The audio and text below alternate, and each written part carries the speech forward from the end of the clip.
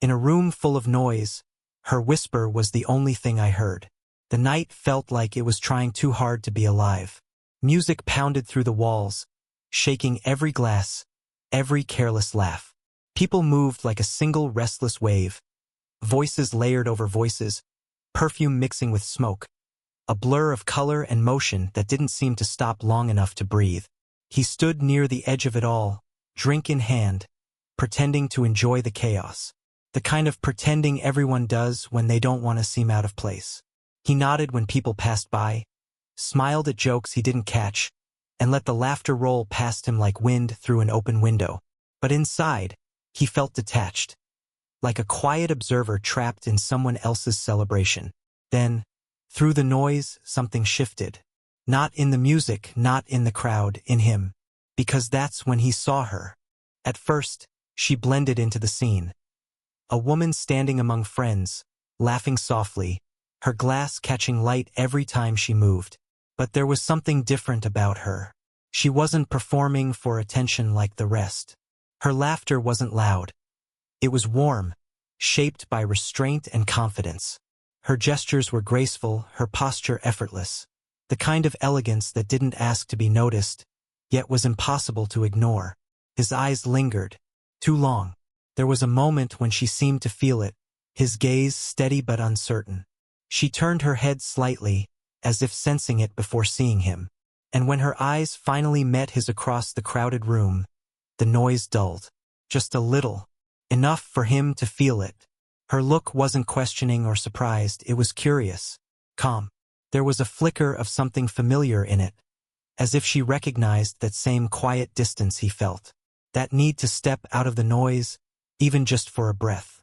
He looked away, instinct, defense, fear. But it was too late, because even when he turned, even when someone brushed past him laughing too loud, that moment stayed. Her image followed him.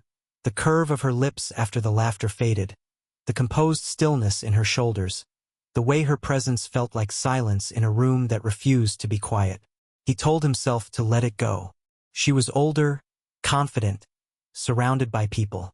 The kind of woman who belonged here while he was still trying to figure out why he'd come at all. But his thoughts betrayed him.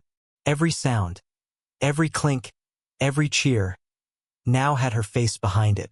He caught himself scanning the room again, searching without meaning to. And when their eyes met the second time, just briefly, between the flicker of lights and shadows, she smiled. Not a greeting, not a flirtation. Something smaller, subtler, like she understood exactly what he was thinking. And that silent understanding, carried through a room too loud for words, was enough to make his heart forget the rhythm of the music. Because for the first time that night, the noise didn't feel quite as loud. He had almost convinced himself he'd imagined that moment, that her glance was just a trick of timing and light, the kind of coincidence that happens when too many people share too little space. So he stayed where he was, by the balcony doors, watching the blur of laughter and moving lights. The air inside had grown heavy, perfume and smoke mixed with heat, pressing against him like static. He loosened his collar, lifted his glass again just to have something to do with his hands. From this distance, the night outside looked peaceful. The faint glow of city lights, a few stars fighting through the haze, the rhythm of something calm just beyond the glass. He thought about slipping out for a breath. Just one moment of quiet. Then her voice found him.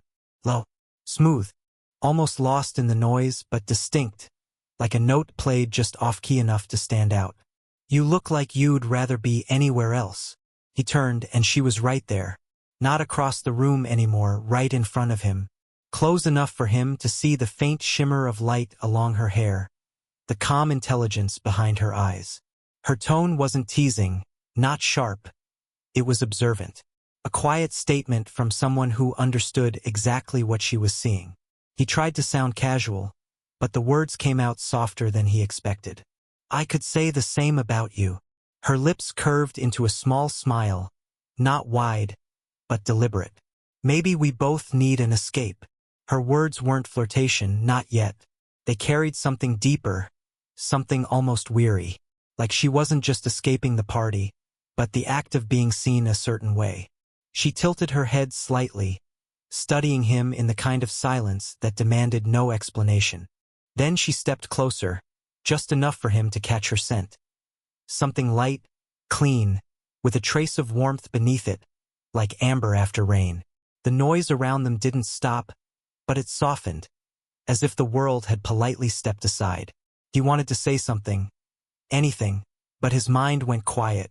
The closeness between them wasn't just physical. It was the shared understanding of two people who didn't quite belong where they stood. "Do you know anyone here?" she asked. He chuckled. "Not really. You? Enough to remember why I usually stay home."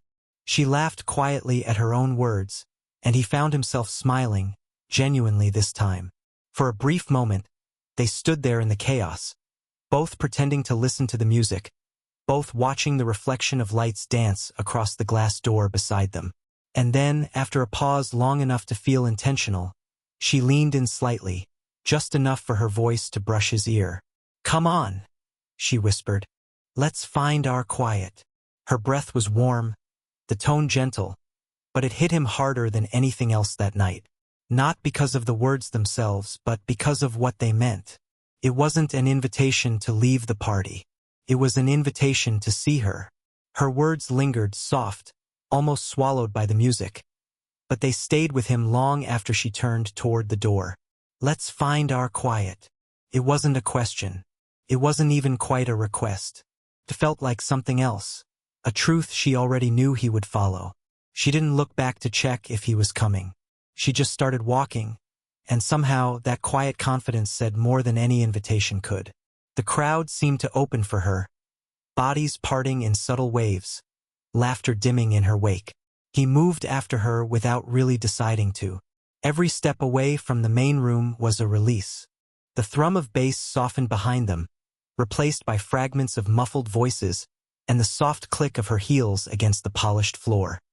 He watched the curve of her shoulder as she led the way she moved with grace that came not from youth, but from certainty. When she reached the end of the corridor, she glanced back, just once. Her eyes met his, and in that look was a silent question. "Still want to follow?" He didn't answer aloud, but his slight nod was enough. They passed a half-open door where laughter spilled out. Two people arguing playfully over a playlist. She didn't slow down. He didn't either. The further they went, the more the air shifted cooler, calmer, touched by the faint scent of night drifting in from somewhere unseen. Finally, she pushed open a side door that led to a staircase. Concrete, dim light, the muffled hum of the city somewhere below. Without speaking, she took the first step down. Her fingers brushed the railing, and when she turned slightly, her hand lifted. Not fully reaching for him, just offering. He hesitated, not because he didn't want to, but because of what it meant. That small gesture, her open palm, her steady gaze, felt too honest for a place like this. Still, he reached out, his fingers finding hers. Her hand was cooler than he expected, but her grip was sure. There was no rush in it, no uncertainty, just warmth. A quiet message that said, "You're safe here." They descended together, and with each step, the noise above faded further into memory. The echo of their footsteps replaced the music. The night air met them halfway down, faintly sweet, touched with city dust and something green from the garden below. When they reached the bottom, she released his hand slowly, as if giving him a chance to take it back. But he didn't. Instead, he stood close enough to feel the soft edges of her presence in the dark. She smiled, the kind of smile that carried history, weariness, and peace all at once. "There," she said softly, nodding toward the door that opened to the terrace. "Better." He exhaled, only then realizing how long he'd been holding his breath. Much. And when she pushed the door open, the city's cool night wrapped around them like quiet itself. The night air greeted them like an old friend, cool, patient, and unbothered by the noise still pulsing inside. They stepped out onto the terrace, and the sound of the party softened into a distant vibration, just a faint rhythm behind glass. Up here, the world felt slower. The city stretched out below them, towers lit like constellations, cars drifting through the streets like sparks from a dying fire. For a while, neither of them spoke. They didn't need to. The quiet they'd been chasing had found them first. She leaned against the railing, letting her shoulders relax for the first time all night. Her dress shimmered faintly under the city lights, catching the reflection of passing cars far below. Her hair moved with the breeze, brushing across her cheek, and she tucked it behind her ear in a slow, absent motion. He caught himself watching that simple gesture, the kind people do when they finally stop pretending to be okay. He stayed a few steps behind at first, unsure how close to stand. He didn't want to intrude on her calm. But she turned slightly toward him, her voice low, almost blending into the wind. "You can come closer, you know? It's not a secret spot." He smiled, a little embarrassed, and joined her at the railing. The metal was cool beneath his palms. The silence between them wasn't awkward. It had shape, texture, meaning. "Do you always disappear from your own parties?" he asked gently. She exhaled, her lips curving into something between a smile and a sigh. "Only when the noise starts sounding the same." He glanced at her profile, the faint lines near her eyes, the steadiness in her gaze as she looked out over the city. There was something beautiful about how unhurried she seemed. No need to fill the silence. No need to impress. "Sometimes," she continued, "I think people get addicted to volume. Like the louder they are, the less they have to hear themselves." He nodded slowly, his voice quiet. "Guess I'm not built for that kind of noise." She looked at him then, really looked, and for a moment her expression softened. The wind tugged at her hair again, and without thinking, he reached up and brushed a loose strand away from her face. His fingers barely grazed her skin. A fleeting touch, but it sent a warmth through his chest that surprised him. Her eyes lifted to his, searching, unguarded. And though neither of them moved closer, something shifted between them, the kind of closeness that doesn't need distance to disappear. A faint laugh drifted from inside, followed by a burst of applause. The contrast felt unreal, as if the rest of the world existed in fast-forward, while the small space on the balcony moved in slow motion. "Strange," she murmured. "How silence can feel louder than all that." He smiled. "Maybe we just notice it more." For a moment she didn't answer. Then her hand brushed against his, deliberate this time, her touch cool from the breeze, steady, unflinching. And with that single touch, the world below seemed to fade a little further away. The wind softened, carrying the faint hum of music from somewhere far behind the glass. They stood in that thin space between the city and the sky, where sound thins and silence begins to listen. She was the first to speak again, though her voice was quiet enough that he almost missed it. "Funny, isn't it? How we come to these places just to end up standing outside them." He glanced at her, then at the city lights below. "Maybe we don't come for the party. Maybe we come hoping someone else isn't enjoying it either." That earned him a small laugh, a low, melodic sound that carried something tired but real. "Then I suppose we both got what we came for," she said. The silence stretched again, but this time it felt warmer, softer, the kind that made honesty easier to find. He set his glass down on the railing, his fingers tracing the condensation ring it left behind. "I don't think I ever fit into nights like this," he admitted. "Everyone's busy being the version of themselves they think people want. I just never learned how to do that." She turned toward him, studying his face, the openness, the quiet uncertainty behind his words. "That's not a bad thing," she said finally. "Most people spend years pretending before they realize how exhausting it is." There was a hint of something in her tone, experience. Not cynicism, but understanding born from too many nights like this one. He hesitated before asking, "You sound like you've been through that." She smiled faintly, though it didn't quite reach her eyes. "I have. You get good at performing, at knowing what people expect from you. But then one day, you look around and realize you don't even recognize your own laughter anymore." Her words lingered, heavier than the air between them. He didn't know what to say, so he didn't. Instead, he let the moment breathe. After a while, she looked at him again, and something in her expression softened. She reached out, her hand brushing over his sleeve, just enough to ground him, a gesture of quiet connection. "You don't fake anything, do you?" she asked. He met her gaze. "Not with someone who listens." Her thumb lingered a second longer before she drew her hand back. It wasn't withdrawal, it was acknowledgement. A silent thank you. They both turned back toward the city. Lights blurred softly through the thin mist that had begun to gather, painting everything gold and silver. She broke the silence once more, her tone gentler this time. "You remind me of something I used to be." He smiled slightly. "Maybe you just never stopped being it." That made her laugh, quiet, almost shy. The kind of laugh that didn't belong to the poised woman from earlier, but to someone who had been waiting a long time to be seen without trying. And for the first time that night, the quiet between them didn't feel borrowed. It felt shared, built from pieces of truth neither had planned to give away. A quiet stillness had settled between them, but it wasn't uncomfortable. It was the kind that hums under the skin, filled with all the things that don't need to be said aloud. Below, the city glowed, endless windows and headlights, each carrying its own story. Up here, the two of them felt suspended outside of time. She leaned a little closer against the railing, her shoulder almost brushing his. Her voice came softer now, touched by a kind of hesitant calm.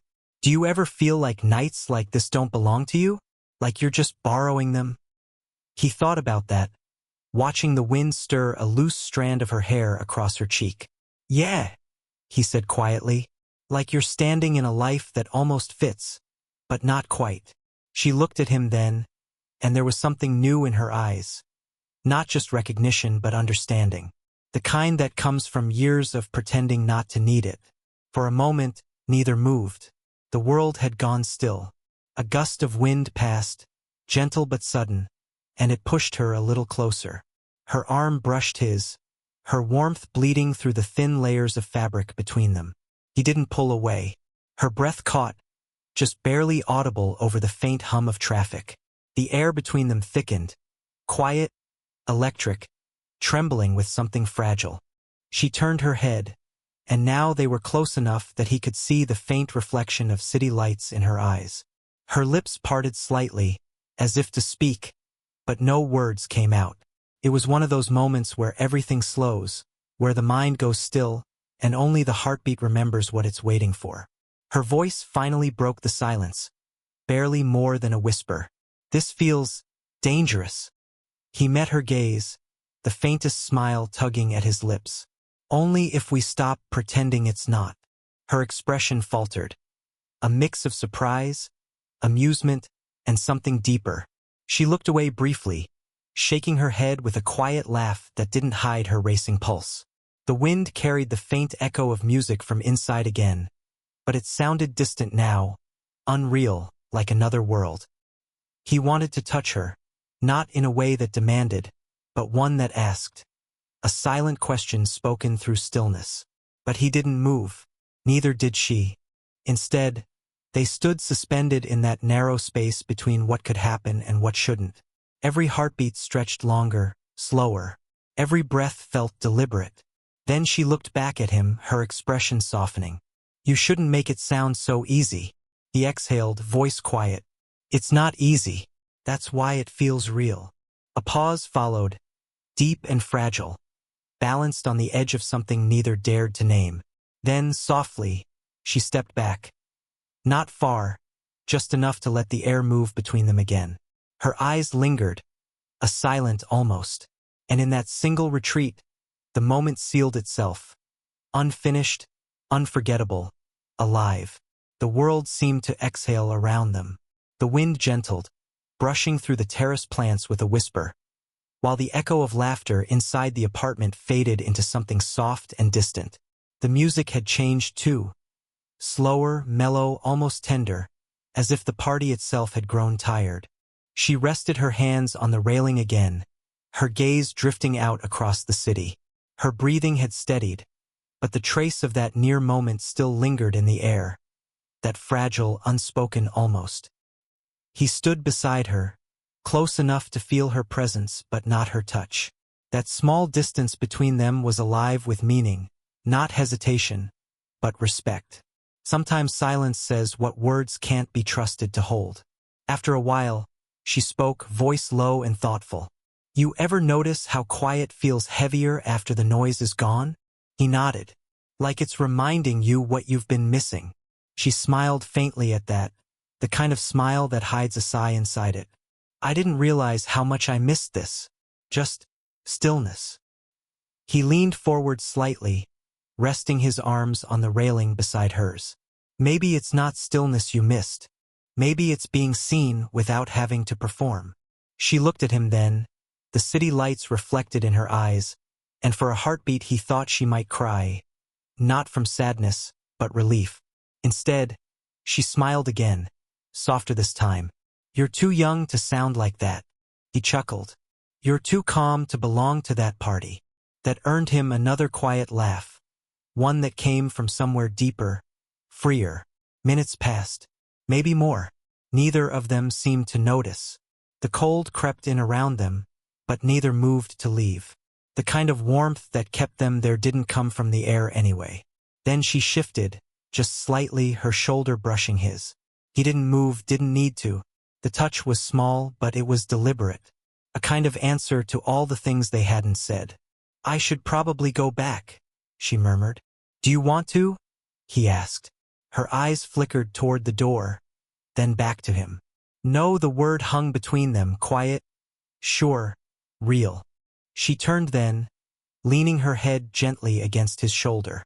The contact was light, almost hesitant at first, but it settled naturally, like it belonged there. He felt her exhale, slow and unguarded, her breath warming through the thin fabric of his shirt. For a long moment they just stood like that, two people who had found the kind of peace you don't chase, only stumble into. The city glowed beneath them. The wind whispered through her hair, and the night finally felt honest. She spoke again, her voice barely a breath. Thank you for staying. He smiled, his own voice quiet. I didn't come for the noise anyway. And though neither moved, both knew the night had changed something. Not loudly, not dramatically, but quietly, in the only way things worth remembering ever do.